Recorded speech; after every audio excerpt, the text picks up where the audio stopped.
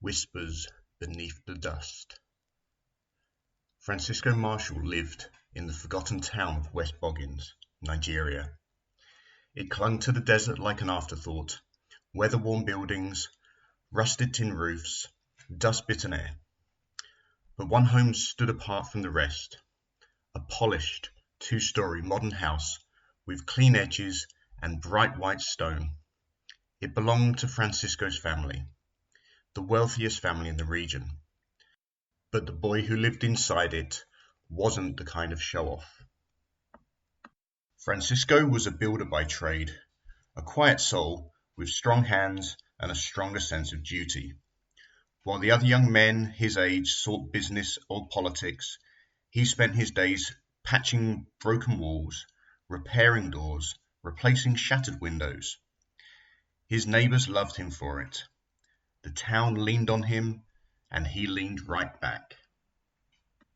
But by night, when the world slowed and the stars took over, Francisco dreamt of more. He would lie on his rooftop, headphones on, his grandmother's old stories dancing in his mind, tales of buried empires, desert ghosts, and a lost civilization said to possess impossible knowledge. She'd passed down one strange heirloom, a small, stitched plush pony with button eyes and faded thread. She used to whisper, "One day, it'll guide you." He never really believed her, not until the stranger arrived. It was a dry, scorching morning. Francisco had just finished mixing a new batch of cement for an elderly couple's collapsed garden wall when a voice called out from behind him. "Hey, you the one they call the fixer?" Francisco turned, pulling out one earbud.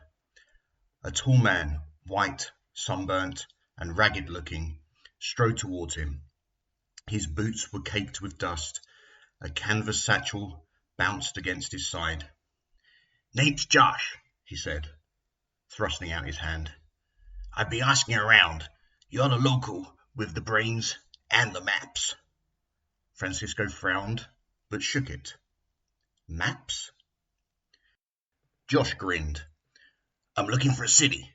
Not one that's on paper, mind you. One that's supposed to be buried beneath this place." He gestured to the ground. "Pyramid, tech, guardians. That ring any bells?" Francisco blinked. It did. Exactly that. His grandmother's tales. The stories he'd rolled his eyes at as a child.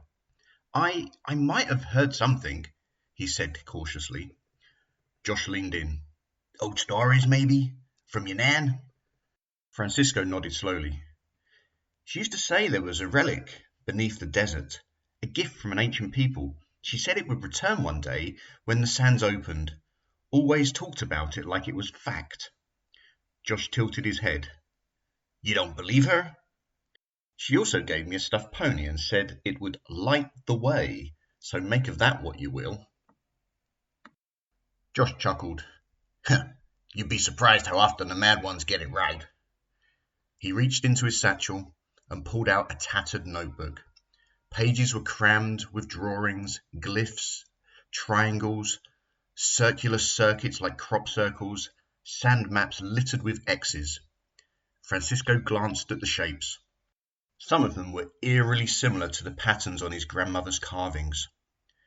Josh leaned closer. "Come with me. We find the entrance together, we split what's inside." Francisco hesitated. "This town needs me." Josh scoffed. "This town needs fixing every other week. But you, this could be your only shot at something bigger than bricks and patched roofs." Francisco felt the weight of the trowel in his belt, then the weight of his own thoughts. Bigger than bricks. "I'll think about it." Josh shrugged. "You got until morning." He turned and walked off, leaving Francisco staring into the shimmering horizon. The dust swirled faintly as though something old was stirring just beneath the surface. That night, Francisco couldn't sleep. He lay on his bed, the cracked ceiling fan spinning overhead, slow and off-center. The town outside was quiet, but his thoughts were loud. He kept staring at the plush pony on the windowsill, faded, soft, and for the first time in years, unsettling. He picked it up. Its stitched eyes caught the starlight oddly. Was it possible? He shook his head and turned on his side. Then the wind rose. It started as a low hum, like a whisper at the edge of hearing, but within minutes it had become a howl. Loose metal shutters banged against walls, dogs barked, the desert stirred. Francisco jumped up and ran to the window. What he saw stole his breath. A wall of sand, high, fast, and heading straight for West Boggins. He didn't hesitate. He grabbed his toolkit and ran out barefoot into the heat. The wind whipped his face raw. He sprinted door to door, helping where he could.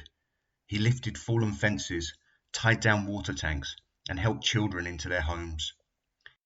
Then, just as suddenly as it had arrived, the storm passed. Silence fell. The sky turned a strange shade of violet, and the ground seemed to shift beneath his feet. Francisco looked towards the horizon, and there it was. A shape in the sand, smooth, geometric, far too perfect to be natural. A pyramid. It jutted from the earth like a blade from flesh, ancient and massive. Faint blue lines pulsed along its surface like veins under skin. As he stepped closer, the air seemed cooler, heavier, electric. Josh arrived moments later, panting. "You see it too, right?" Francisco nodded slowly. "It wasn't here yesterday." Josh stepped forward and ran his hand across the stone. "It's waking up." They circled the base. No entrance. Just smooth, seamless stone, impossibly untouched by time. Then Francisco's backpack pulsed. He swung it off, opened it, and saw the pony glowing faintly. Josh stared. "That's it. That's the key." Francisco's heart pounded. He held the toy near the pyramid wall. A low hum began to build, deep and resonant. The seam in the stone lit up. A line traced itself in front of them, vertically, tall, and suddenly, click. A doorway opened. A rush of cold air rolled out. The scent of rusted metal and forgotten things followed it. Francisco stared into the dark. Josh grinned. "Ha! This is it!" Francisco hesitated. "What if we're not supposed to go in?" Josh shrugged. "Mate, if we weren't supposed to go in, why would it open for you?" He stepped inside. Francisco looked once more at the pony. Its eyes glowed steadily. Then he followed. Behind him, the doorway sealed with a hiss. The air inside the pyramid was cool and still, like it hadn't moved in centuries. The walls gave off a faint light, not from torches or bulbs, but from thin blue veins running beneath the stone surface, as though the building itself was alive. Francisco ran a hand along the nearest wall. The stone was smooth, but pulsed gently under his fingers. "This place feels wrong," he murmured. Josh was already several paces ahead, torch in one hand, his notebook in the other. "Feels ancient," he corrected. "Exactly what I came for." They walked in silence for a while, the corridor stretching endlessly forward until it finally opened into a wide chamber. The ceiling was impossibly high, vanishing into shadow. The walls here were covered in carvings. No, not carvings. Etchings, clean, perfect lines cut into the stone, glowing faintly. They depicted tall humanoid figures with elongated limbs and featureless faces. Their arms were outstretched, holding what looked like spheres of light or clusters of tiny stars. Francisco moved closer. These aren't Egyptian or Mayan or anything else I've seen. Josh snapped photos. Because they're not. These people weren't just ancient, they weren't like us at all.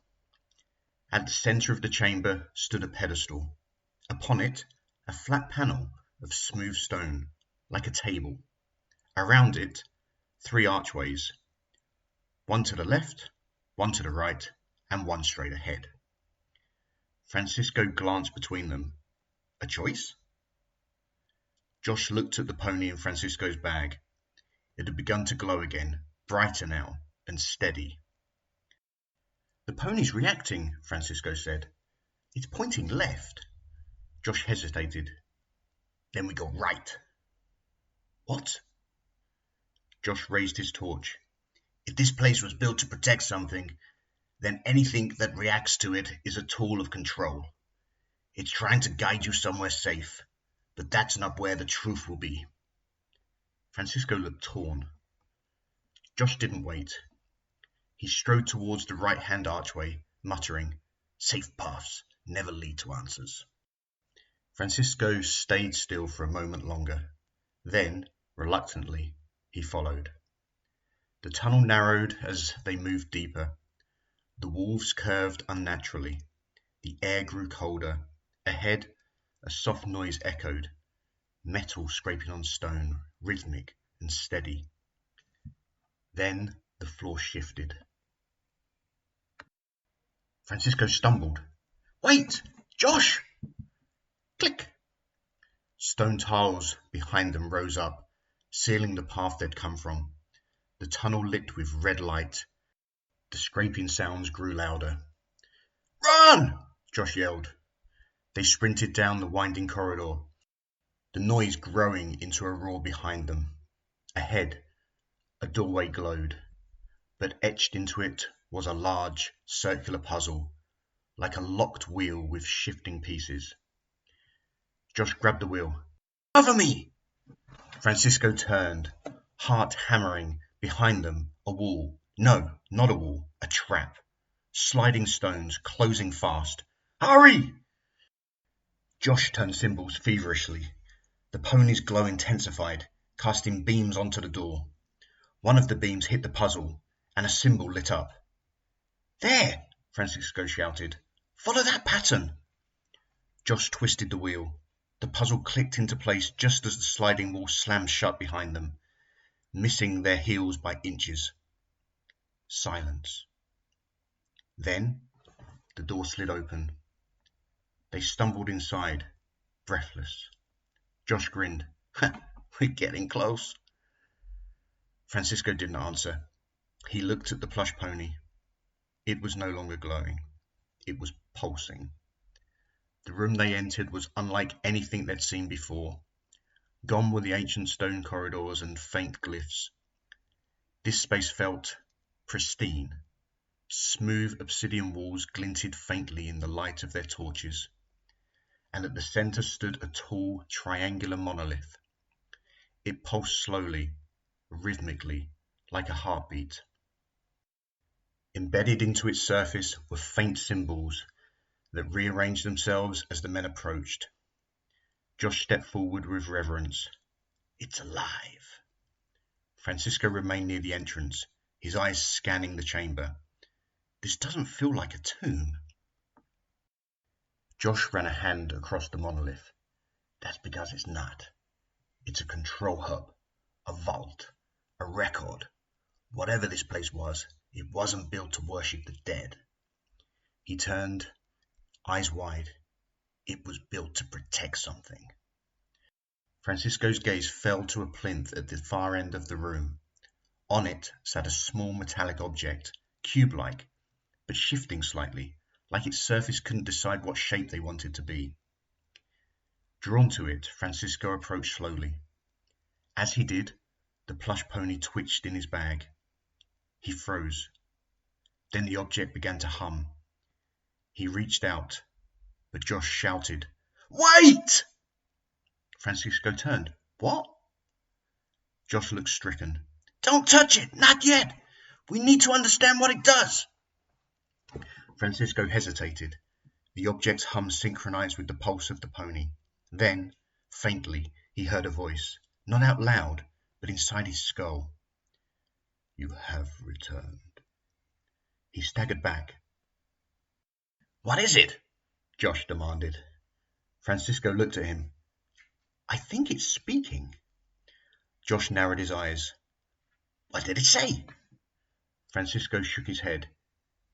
It said, I've returned. Josh's face changed, curiously eclipsed by something colder. You're not just a guide, are you? He said quietly. Francisco frowned. What are you talking about? Josh slowly pulled something from his pocket, a thin, sharp blade, like an old-world scalpel. Francisco backed away. Josh! You have the connection, the pony, the reaction. That means you are the key. And that means I don't need your permission anymore. He lunged. Francisco dodged just in time, the blade slicing the air beside his cheek. They crashed into the plinth. The shifting object tumbled to the floor. The room darkened. The monolith flared, and from the shadows behind it something stirred. Stone shifted, dust fell. A tall, humanoid figure unfolded itself from the wall. Its eyes were hollow sockets of blue light. Its limbs were long, elegant, and metallic, and its chest held the same shifting pattern as the cube. It stepped forward, slow but deliberate. Josh froze. What the hell is that? Francisco stared in awe. It's one of them. The being turned to Francisco and spoke, not in words, but thoughts. You have awakened the seal. You carry the asteroid. You are guardian blood. Josh stepped back, face pale. No, this is mine. I found this place. The sentinel's gaze shifted to him. You are not chosen. Josh raised his blade again, but the being lifted a single hand. Josh was thrown back by an unseen force, slamming against the wall. He slumped, unconscious. Francisco stood frozen. The sentinel lowered its hand and turned back to him. The pyramid tests the worthy. One trial remains. The wall began to shift again. Passages opened, floors rumbling. The plush pony began to glow so brightly it burned through the bag. The final test had begun. The floor trembled beneath Francisco's boots. Walls of the chamber folded inwards and collapsed away, revealing a spiraling ramp that led deeper, far deeper than he thought possible. A blue glow pulsed before, like a distant heartbeat. The sentinel gestured. Descend. Francisco didn't speak. He looked once at Josh's still form, then stepped forward. Each footfall echoed louder than it should have. The light of his torch dimmed the deeper he went, until the glow of the pyramid itself became his only guide. He gripped the plush pony tightly. It no longer pulsed. It throbbed. At the bottom of the spiral, the ramp ended at a circular platform surrounded by a chasm. Floating above it hovered a translucent sphere. Inside the sphere, a crystalline core rotated, slowly, black at first glance, but filled with flickers of color that seemed to form images, cities, skies, stars, destruction. Francisco stepped closer. The sentinel descended behind him and stopped at the edge of the platform. This is the heart of the pyramid, it said aloud for the first time. Its voice was layered, like many speaking at once. Here we measure those who awaken it. Measure? Francisco asked, eyes fixed on the sphere. Intent, strength, truth. Suddenly the sphere flared with light, and scenes burst into life around him. Not holograms, memories. He saw himself as a child, holding the pony, listening to his grandmother's voice.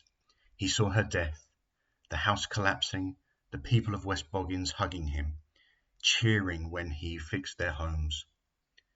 Then the images changed. He saw Josh, standing in the chamber above, blade in hand, watching the Sentinel approach. Then Josh activated a panel. A satellite above Earth stirred. A path was set. An object, metallic and ancient, began descending from orbit. Francisco gasped. "He's already triggered it!" The Sentinel nodded. "A failsafe buried in the sky, a remnant of the last cleansing." Francisco turned to it. "Then stop it!" "You are the Guardian. Only your hand can command it." The pony split open in his hand. Inside, embedded in the stuffing, was the asterite, a perfect stone, bright as a shard of star. He took it, and the platform reacted, rising upwards like a lift through the walls that unfolded like petals. As he rose, the pyramid walls displayed the cosmos, orbiting Earth, now clearly visible, a vast, tumbling shard of dark metal, not a weapon, a reminder. The final trial was not a fight, it was a choice. Use the asterite to command the relic, or destroy it. The platform stopped. A console opened before him, smooth, seamless. It reacted to his presence. His hand hovered. He could use the stone to harness the technology. He could learn everything, bring power to his town, control the sky, save the world from itself. Or he could seal it. He heard his grandmother's voice, soft as dusk. Guardians don't seek power, they protect balance. He played the asterite into the core socket and chose to shut it down. The sky dimmed. The tumbling relic halted, then changed course, slowly drifting away, forgotten again by the world. The pyramid groaned. The trial was complete. The console folded closed. The platform descended. The platform settled back into the lowest chamber with a soft hiss.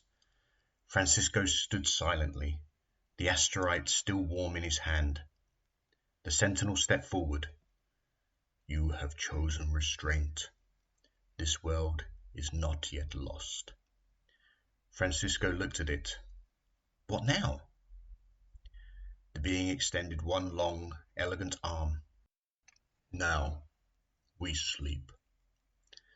As if responding to the command, the pyramid began to shudder, not in violence, but in withdrawal.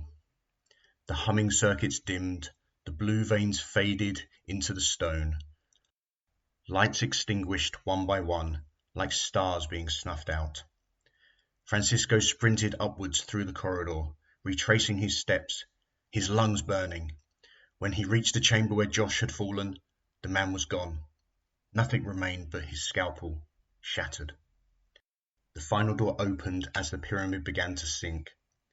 Francisco leapt through the doorway, just as the ground gave way beneath his heels. The stone sealed behind him, leaving only sand. He collapsed to his knees, coughing. It was dawn. The sun rose slowly over West Boggins, painting the dunes in gold. The wind had finally settled. Francisco looked down at the asterite in his palm. It no longer glowed. It no longer needed to. He stood, turned towards the village, and saw people gathered at the edge of the ruins, staring. Behind him, where the pyramid had vanished, something else now stood. A stone box, seamless, ancient, unlocked. Inside, treasure, gold, gems, relics from a forgotten age. Enough to transform West Boggins forever. But it wasn't the treasure that held Francisco's gaze. It was the inscription carved into the stone above it. Keep guard, guardian. He reached into his pocket and pulled out the pony. Burnt, threadbare, but whole. He smiled. His journey wasn't over. It had only just begun.